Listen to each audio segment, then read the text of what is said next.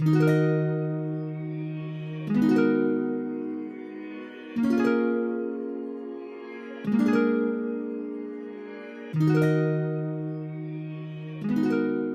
going on, people? Welcome back. Yes. Another Hustle Smart episode with myself, Lex. And Shubbz. And we have the infamous MUA here that goes by the name of Mahina. Mahinamakeup. Come on. Thank you so much for coming down. Yeah, man. Thanks for coming Thank you down. so much. We're super excited to have you on. Yeah, Got a lot to talk about. before we start, I can't lie, I've heard quite a lot about you. Oh. A lot of great stuff. A lot of great stuff what you do. So I'm expecting some greatness. You know what I'm saying? So let's get into it. So who are you? What do you do? Let's go from there. I'm a makeup artist. Mhm. I've been doing makeup for about 8 years, but for 5 years professionally. Yeah, makeup artist. That's cool. So, she's not just a makeup artist, she's an international makeup artist. Come on. Oh, you global? Be humble if you want to. Hey. Be humble if you want to. We love that. Just don't sell yourself short. But so how did it start? How were you when did you, so you said you started 8 years ago. Was it just you doing it for yourself, then people saw that you were good at it, and then you started doing it for friends, family? It actually started when I was in college. Mm-hmm. When I was in college, I was going into a new college, and I was literally saw everybody's eyebrows on fleek, and I asked one of my friends, I was like, how do I do this? She was like, go on YouTube, everything's on YouTube. So I went on YouTube, and literally that was it. Game I changer. learned how to do my eyebrows. One day I'll look crazy, next day I'll look good. It was like a up and down thing. Then I started to take it serious. I just thought, let me start doing makeup on like my friends just to see how it is. And then because at the time I wanted to become a social worker. I wanted to so I was studying English and maths, and I was doing health and social care at the time. And I was just like, nah, I don't want to do this anymore. Because I thought being a makeup artist, it was like better and more natural for me. Mm. So, and I like to be in a job where I enjoy myself. I don't like to be in a job where I don't, because I know I'm gonna fail at it, because I'm not gonna put my best into it. So I just thought, let me just go into this part. That makes sense. Were you kind of always entrepreneurial? Like, did you kind of have that kind of vibe of you like, okay, you're gonna do what you want, or were you kind of seeing it as, like you said, a profession where you kind of did it for someone else or under someone? Did you just have that self-starter mindset? No, I actually wanted to work at MAC. Okay. Initially, because I just thought, that's where all the makeup artists worked at. And I was trying for a long time to get into MAC. I finally got into it after like how many, unfortunately, emails. I finally got into MAC, and they were just like to me, you're going to be a Christmas temp. I was like, damn, I wanted to be a permanent staff. But like, God saved me, because I didn't like it at all. Went into MAC for 3 months. And I was just like, nah, I need to do my own business, because I just saw like my colleagues, I would see like they will be really good at like makeup, but they wouldn't push themselves to expand. So they were just like to me, they're content. I was like, how could you have so much talent and be so content? I said, I can't. Like I can't have so much talent and just be content. Like. At least explore it. So I just thought, no, I'm just gonna do my own thing when I come out of MAC.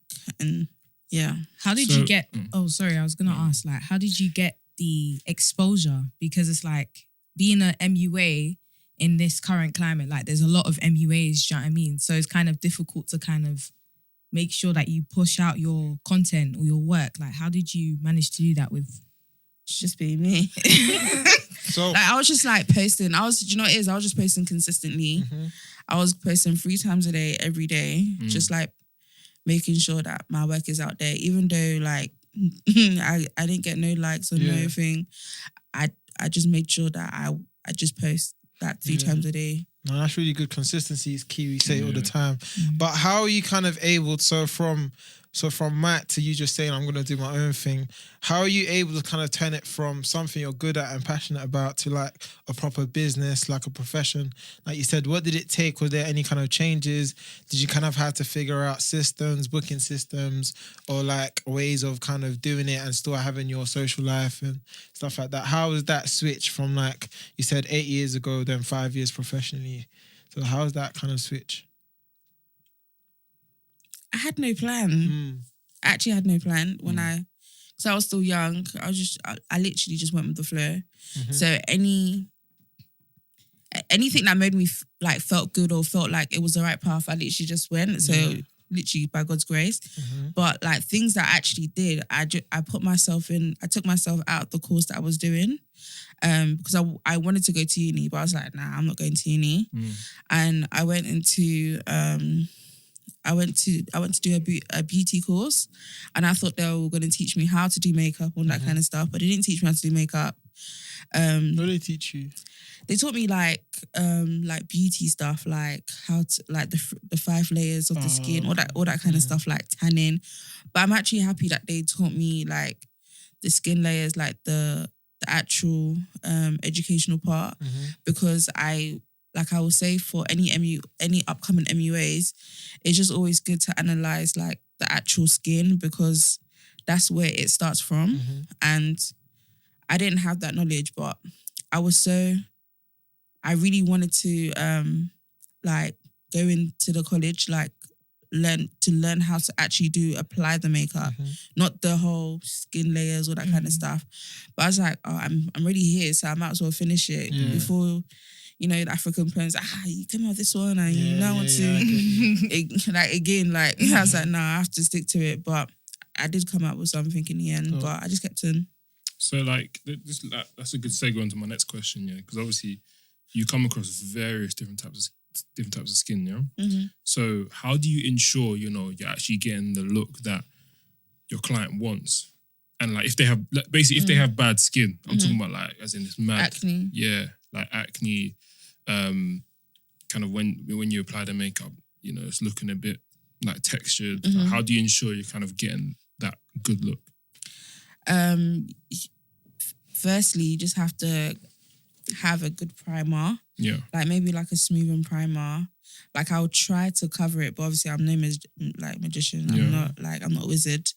But I'll try to like emphasize your features, because that's what I'm all about. I'm all about emphasizing people's features, even in terms of the texture. Like that's more to do with like the primer and how you place the foundation on, what type of foundation, what type of finish you want. When someone has a texture skin, I like to go for more of like a matte finish, because when it's too, when the foundation is too radiant, that's when it show more. But when it's like matte, you can't really see it, and you can't put too much highlight on, especially when you have texture skin, because when you have texture skin, the highlight will only bring it out. So you just have to make sure.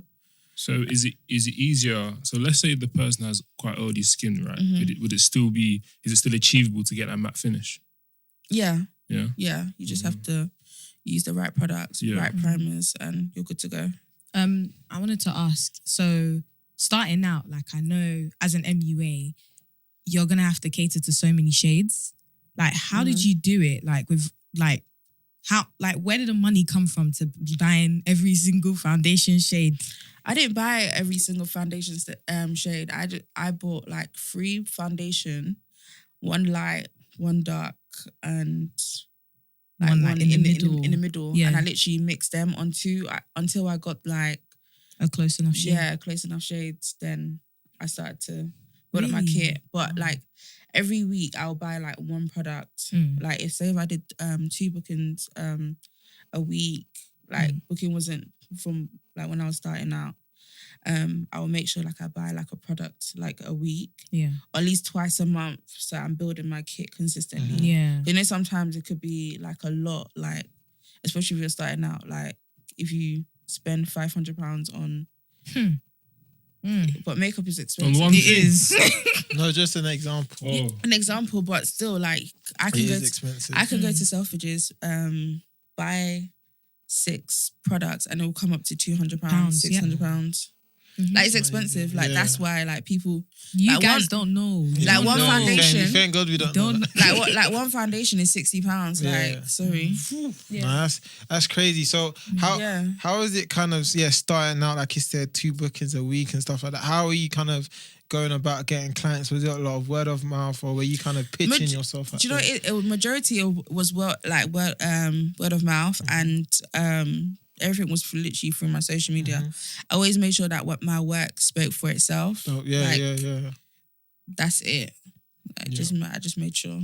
That makes sense. So, like, at what point did you realize that, okay, you know what, makeup it's gone from an interest to an actual passion? What point? Yeah, what was that switch? It was when I was in my beauty course that I was like, no. Because I did the beauty course and I did it for a year. I finished it and I was like, I can't do that another year here. Yeah. Sorry. This beauty thing, I can't come and do it again. Sorry. So I went to go and do entrepreneurship Yeah. in the same college. Yeah. And I was just like, oh shit, like I can make money. Yeah.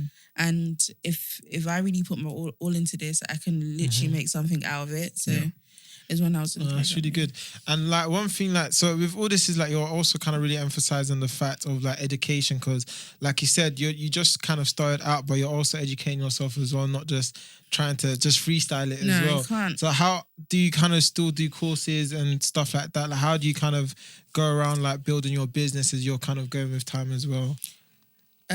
Literally every day, like I'm still learning how to, because there's like new styles coming out. So you still like with this industry, you always have to learn. There's no like, oh, I know everything, I'm gonna stop learning. There's no such thing as that. You're always learning. Yeah, for sure. And even sometimes when I do feel stagnant, I have to go back to the drawing board and relearn everything again. Yeah. So I cannot feel stagnant and just like make sure that I'm just like constantly learning all the time. Yeah, do you read any books or any kind of stuff? I read books. Nice. Like in terms of like what type of books? Just in general, like kind of self-development books and stuff like that. Yeah. Oh, that's really good. So, like, obviously, as you said, the makeup style is always changing, right? Something that I've become privy to and what I've been seeing is that obviously, like, girls have gone from full glam to soft glam. So then, do you find that a girl will say to you, I want the full glam, give me everything. But then you kind of then add your own opinion, say, oh, you know what? In my own twist, yeah. Do your clients give you that kind of that You know creative... what? I've recently, like, people will book me and they'll just like do what you want. I was like, they'll just like, they'll give me the choice to do what I want. Yeah. But people do tell me, oh, like I do want a full beat, or they show me like another makeup artist work. But obviously, like I wouldn't be able to do it the same as the makeup artist because I'm not the makeup artist. I can only do it like how your way. Yeah, I know how to do it. Yeah. That makes sense. So, like, how do you ensure? 'Cause obviously, you're international, right? So, how do you ensure you stay competitive? So, you touched on it before, and you said by being yourself. But what, like, make it tangible? What does that actually look like? What do you mean, like competing with other makeup artists? Not even just competing, Not but even how that. do you kind of stay on top of your game? Like what is it? What is staying on top of your game to you? Just like having like just consistently growing, like expanding, getting higher clients, like more demand for like more higher esteemed clients and stuff like that. Yeah, you just do yourself. Like in terms of But what does that look like? How that describe it for us? Because literally you're to stay on top, you just have to, on top of like what I'm doing is like making sure that I'm planning my caption, planning my posts, planning just like everything's like organized. Pretty much like you just plan, or sometimes I freestyle. But it's more on my it's more on my cosmetic page that I plan. Yeah. But on my Mahina page, like I literally go with the flow because but in terms of like the whole I think you learning new techniques for your makeup should be like, I'm sure that's one of the ways that you stay on top, no? New techniques, just doing like different stuff, TikTok, using every socials to make sure that. But how do you stand out as a makeup artist? That's what I really want to know. I think like you've built your brand to a certain level that it kind of works for yourself, like you're saying. Like she doesn't need to do anything to but I'm saying the fact is the brand still stands out. Yeah, for sure. So Like, how are you able to build your brand in the first place? It's not even that. It's what makes you different from, like, why should I go to you, basically? Okay, first of all, I'm, as you can see, I'm not on my page. Mm-hmm. I'm not there. So I just let my work speak for itself. So people, I'm sure people can always spot a Mahina beat, like how, like I do my makeup and just like, like that. I'm just, So you have a suit, so like, if you know your style, people can look at someone and be like, the girls have mentioned the Mahina beat before, so that's hard. That's hard. That's hard. Which is really good. What are your top 3 makeup products like that you use that are like key? Ooh, key. Laura Mercier. Oh, you don't know nothing. Alex keeps talking like he knows Laura Mercier setting powder. You don't know anything. Just keep quiet. Must have like brands and everything. Like what? Like brands. Just the top. Like that's don't matter. The all top. My by Mahina lashes in autumn. Must have sunset as well. Lip gloss. All of them, to be honest. Cash, Dollar, Boss, everything.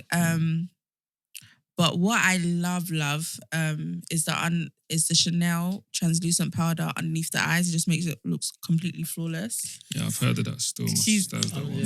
Sure. No, my sister has that one still. Yeah, she does. I love Fenty bronzer. Yeah. Yeah. I swear by Yeah, that. the I Fenty's swear a by good that. one as No. well. Yeah, it's So it's super Cute. interesting. Like you said, you got your cosmetic line as well. Yeah.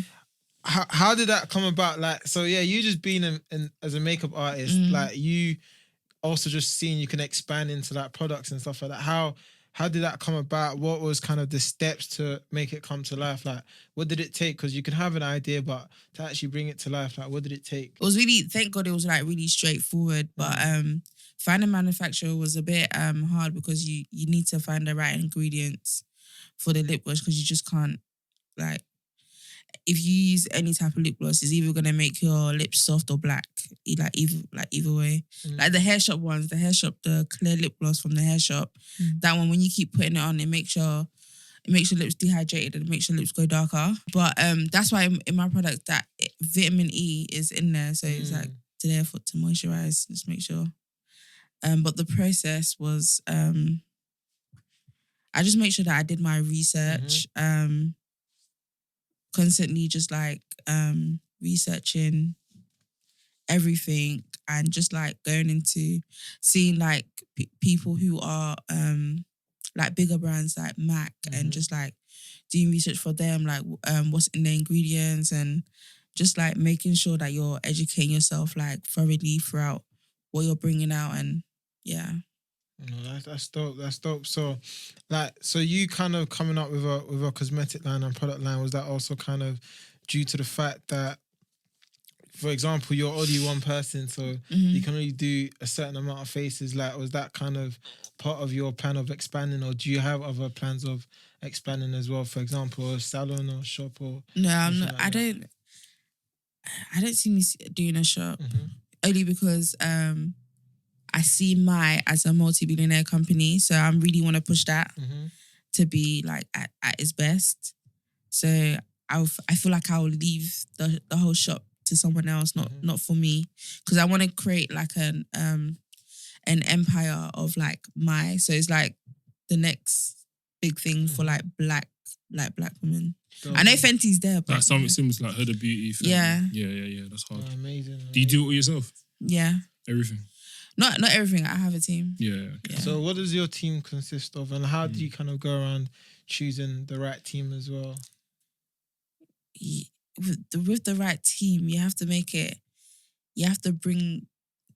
It has to be like personal, but not too personal. You have to bring them in a little bit just to see how they are, and after then, when you bring them in, you now once you open yourself a little bit to say that, like, I don't know, like, say you open yourself to them, and then as in literally, kind of person, personally, yeah. and you just see like a little bit, and you just see how they handle what you're saying or what you're doing, and then when you feel like they've handled it like right or the best way, that's how you know if the person is suitable for you or if they're not. Do you know what I mean? If you give yourself, if you give them to you a little bit, open yourself, and then see how they react, and you kind of know. So do you not like look for qualities? Yeah, I do. Yeah. Obviously, like that comes first, but then the second, because you have to have like a loyal, trustworthy type of person. Because you're not like, a lot of people can be really good at their job, but they just don't. They're not like right for you. like long, like in terms of long term. So I'm not looking for temporary people. I'm looking for like long term, like people who are gonna ride with me to the end. Like Because also like my kind of thing is like, so like the brand is in your name, you're kind of the person behind the brand, but when you have a team, there's people in the shadows. Like how does that work? Because a lot of people have ego and stuff like that. But there's no I in team. Yeah, and, dope, yeah. And I'm part of the team in terms of like, yeah, my brand is there, but I still have to work for the brand for it to grow. So I always make sure that I ensure them like, this is for us, like it's a we thing. It's not like an I thing, because I won't be able to do it by myself. Exactly, no, that's amazing. And I've got like my friends helping me. A lot of my friends are in business as well, so anything that they'll say they've done first, they'll just pass information back to me. Yeah. No, that's dope. So you kind of create a nice circle of friends as well. Like, how is that kind of elevation? Like, I don't know, like, you know, when you're kind of, not like you leave your friends behind, but you're at a certain level now, you're booked and busy, you might not be able to go out all the time, or like you're even you're even like kind of growing now. Do you kind of, how are you able to surround yourself with like-minded people and stuff like that, or even peers in your industry as well? How was that kind of going? Was that a lot of networking or just like personable relationships that happen naturally? A lot of my friends are from church, school. I don't really have like new friends. Like if I have, like I've got one or two new friends, but that's about it. But I keep I keep it really small. Is that by choice or is it just something that just happened? By choice. By choice. No, I get you. Yeah, it's just because, like you said, you have friends who are also in business who you learn from and stuff like that. Yeah. But that's also amazing, kind of when it's your day ones as well, who are also on the same page, just all growing together as well. So how do you handle like, because listen, I've seen so many like posts and so many videos on like MUAs having almost like bad customers or like bad clients or like people who don't necessarily respect you as an MUA.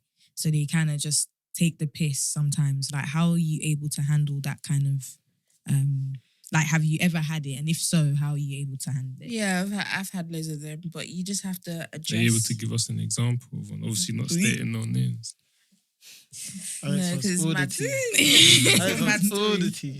It's all mad stories, but how they're still customers at the end of the day, so you have to treat them like customers.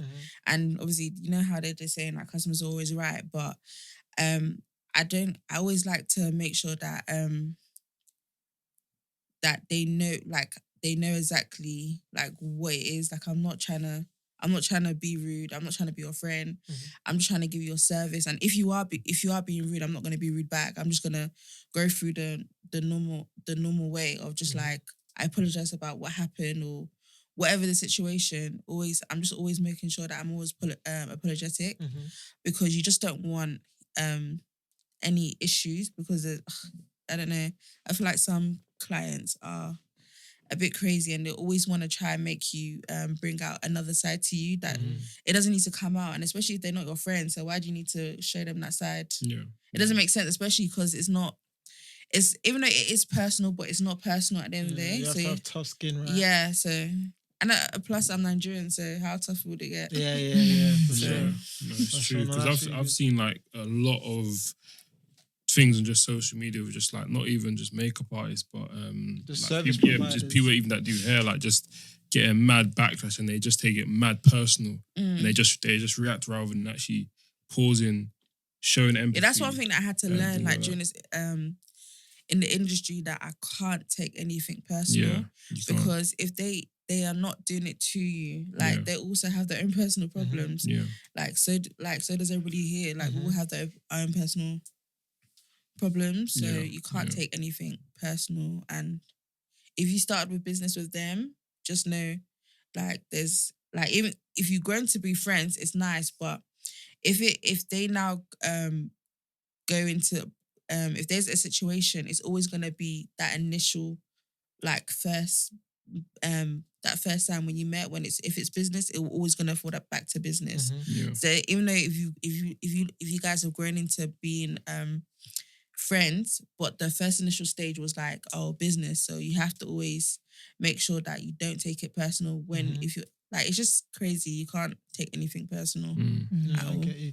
I want to kind of ask you a bit more about your process right now in terms of like your day-to-day. What does your day-to-day look like? Are you, because I see some people some makeup artists or hairstylists kind of do like open slots for the month, then close it quickly. Like, how do you kind of operate, just for a better understanding, and what works best for you as well in terms of managing kind of like your life as well, so you're not overwhelmed or overworked? I do the old school way. I make sure that my team do it the old school way, which is just like emails, back replying to emails. So it's like more personable. I don't want them. I don't know. Me personally, I don't want to go through an automated system. I want it to be like, oh hey, this is what you have. This is it. So I'm still going through that way. And do you kind of have open spots left just in case you get emails? There kind of a backlog, or people have to email kind of in advance to? Yeah. Okay. At least 2 weeks. Okay, cool. Yeah. What's your favourable look? So if when the client comes to you and just says, yeah, just do what you want, what's your go-to? Soft glam. Soft glam? Yeah. Is soft glam, does that include the cut crease and all that? Nah. What? No? Alex, stop. So what includes that? I'm learning. Excuse me. What includes the cut crease? Man knows what that is. I don't do cut crease. Oh, you don't do that? Okay. Cut crease is not. I don't. Me personally, I know how to do it, but it's not. It's not a look that I want to do. I'm more of like, I just want to enhance your features. I just want to beautify you. I don't want to put, unless I'm being like extra creative. Yeah. Like said I'm doing like a crazy look, then yeah. But if me personally, with my makeup, I just want to enhance. I want people to look at my makeup and just be like, rah, like that girl's buff. I don't want it to be like, oh, like rah, she's wearing like loads of makeup. Do you know what I mean? There's a difference. So like, what do you usually favour? Like, is it more kind of like bridal bookings or like birthday bookings? Or I do everything. I enjoy matter? everything. Yeah. Bit of everything. I literally do everything. So do you have any tips for any upcoming makeup artists, or just any makeup artists as well who are just finding their way? With upcoming makeup artists, you're gonna be like criticised, but just know that like your work is your work, and nobody can tell you about your work, because your work is your art, and there's no right and wrong in art. So whatever you do, like be consistent. Make sure like you're just not doing makeup. It's a relationship with the client. So always make sure that the client feels good. Always making sure that they feel comfortable, because it's just not makeup as well. You're in their face, so you're like in their personal area. So you have to make sure that they feel comfortable and like be the best. Yeah, and make sure you literally post consistently if you want to be seen. And with Instagram, you just have to interact. That's what Instagram is. It's about interaction. So any ways that you can ask questions, even on your post, like what's your favorite contour, like interact with your be personable, right? with your clients, like. Yeah. No, that's dope. Yeah, that's amazing. So also, like you said, you're going to be criticised. Like you said, it's your art, so you have to understand that some people might like a song. But is it also a form of feedback as well? Is it just people gunning at you? Kind of, how do you take that criticism? If I ask for it. If you ask for it. Yeah. If I ask someone, oh, what do you think of this look? If I don't get the right answer, I have to go back to the drawing board. Like maybe I've done something wrong, or if I tell them, oh, I'm trying to achieve this type of look, and if I didn't achieve it, they will tell me like, oh, this is. Do you know what I mean? No, I do. You're learning it, so you can't really be like, oh, like my work is good. You just have to take it in and just be like, oh, is it okay? Cool. I'm gonna do better the next time. That's how you have to look at things. I'm gonna do better the next time. Yeah, I'm just not. Yeah.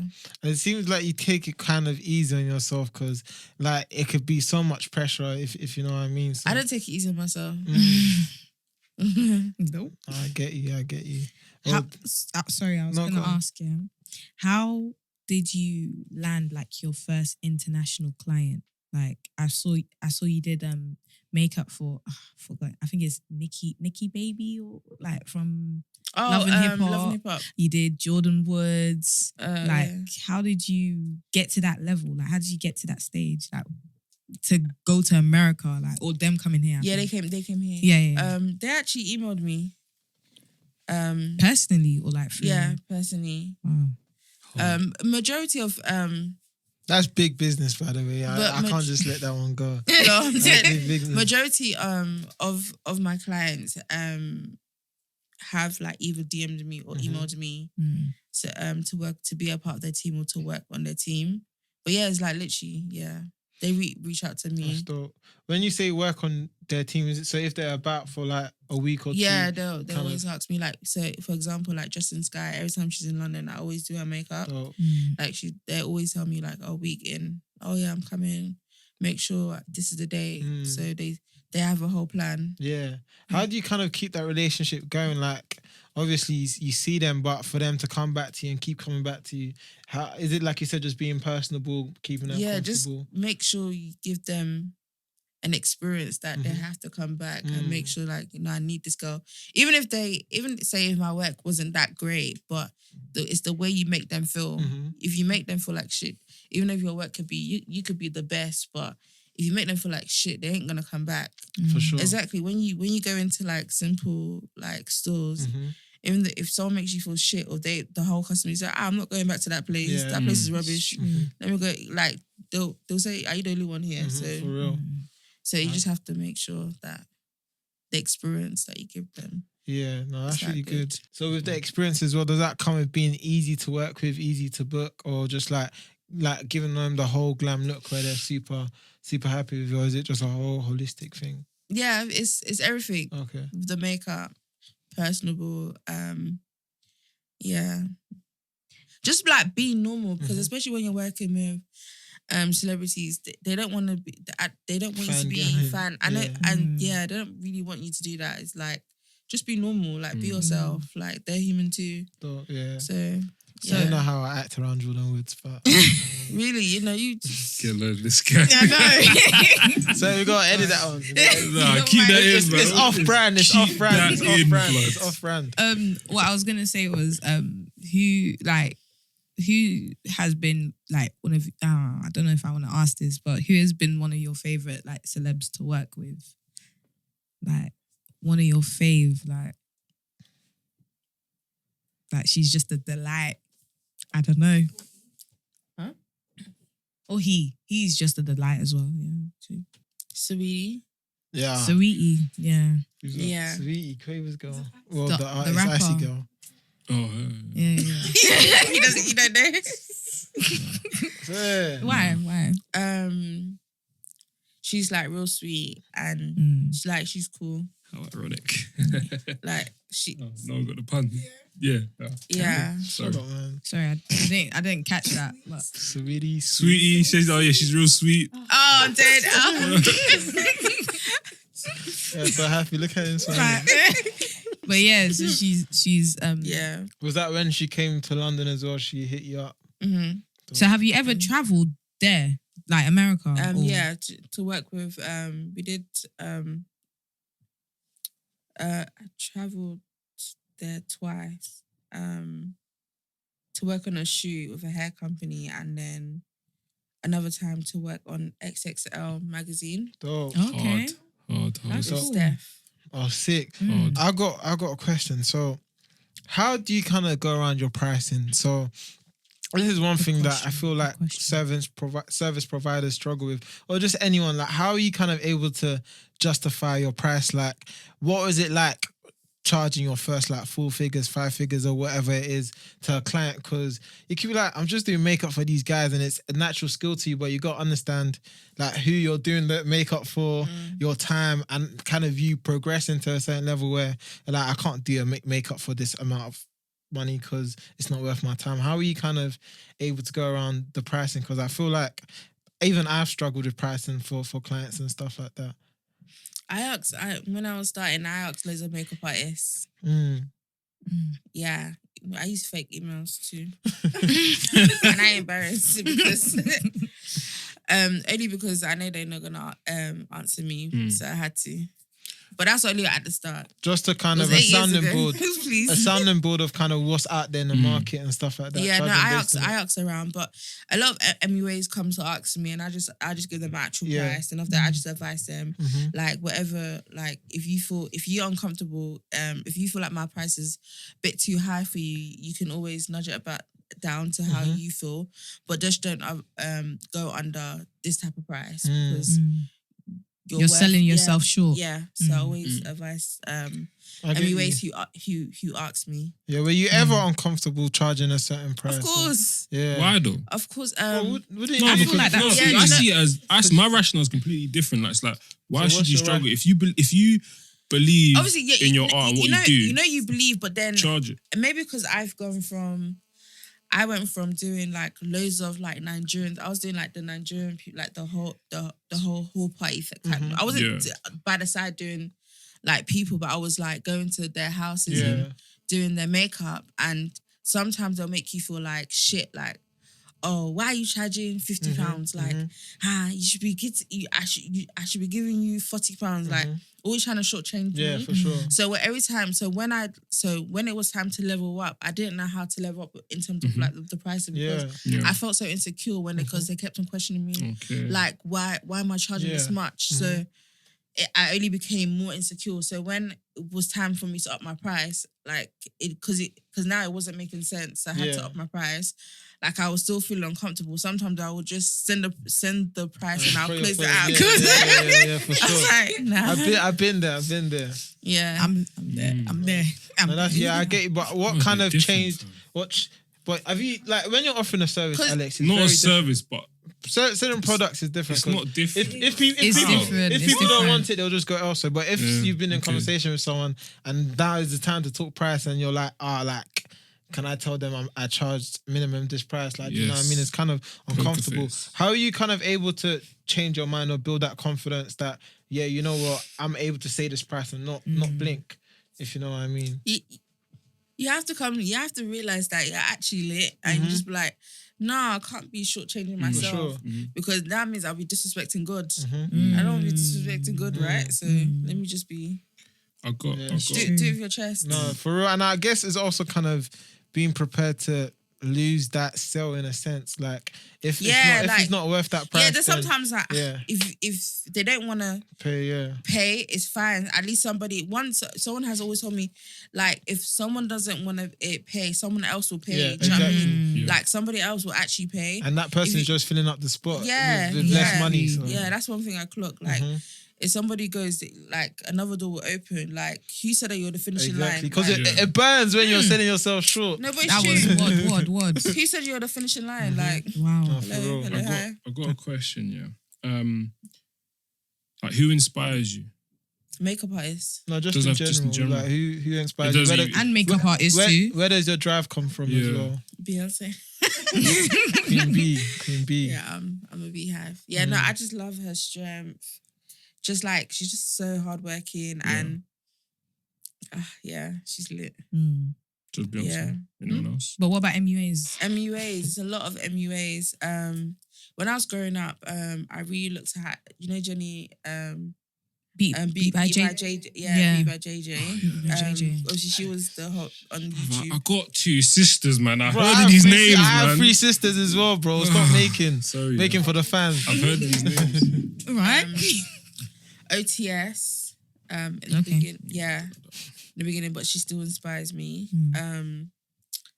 Patrick Tar, he's a USA makeup artist. Yeah. And who actually really taught me how to do makeup properly. She's a white YouTuber. Her name's called Crispy. Oh, okay, yeah. Yeah, and Makeup Shayla, that whole scene, like, because Makeup Shayla was actually an actual makeup artist before she came a whole influencer. Yeah. And both Beyonce's makeup artists, Sir John. Okay. I actually met him. Oh, nice. Really? Are there any like makeup artists that you would like to collab with or like to work with in the future, or kind of just? To be honest, I don't mind. I'll work with everyone. Yeah. Yeah, there's no. So if I told you I'd do makeup, would you collab? Oh, bro, she's not your level, man. This one is big dog. Big dog. What can we expect from you next? Like in terms of what like you got in the pipeline? Because I've heard you mentioned your cosmetics. Yeah. There's gonna be more product dropping. Yeah. Eyeshadow. Cool. Yeah, give the listeners some nuggets to hold on to. So they can look out for it. Oh yeah, coming with eyeshadows. New and improved lip gloss coming out next month. Yes. Like everything is changing. Like dope. Yeah. And something very special in December. Like something that is a game changer. Cool. Gonna keep an eye out. Keep it peeled. That's amazing. So for those who don't know who you are, where can they find you? How can they kind of reach out or support? Or if any makeup artists have questions as well, where can they find you? On my Instagram, Mahinamakeup. On my Twitter, Mahinamakeup, and info@mahinamakeup.com. Dope. And your cosmetic line is? My by Mahinamakeup. Dope. Yeah. And before we wrap up, Shubbz and I always have this thing which is called the word of the week. Or phrase of the week. Or phrase of the week. Best for you. Just for our listeners to go into the new week feeling charged and inspired as well. Have you got anything for them? Any last words, finishing words? No one determines your finishing line. You've heard her. No one determines your finishing line. It's not down to them. So that's amazing. And don't carry last. Don't carry last. Word. Thank you so much for coming on the podcast. We really do appreciate it. It's been a pleasure. Thank you for all the nuggets you dropped, all the gems as well. And like, just keep on doing your amazing work. Like, everyone's noticing and everyone's inspired by the work you're doing as well. So thank you so much for coming on. Thank you. And there you have it, guys. Make sure you like, subscribe, comment, feedback, email, all that good stuff. Yeah, man. And, guys, remember to focus on things that move the needle. As always.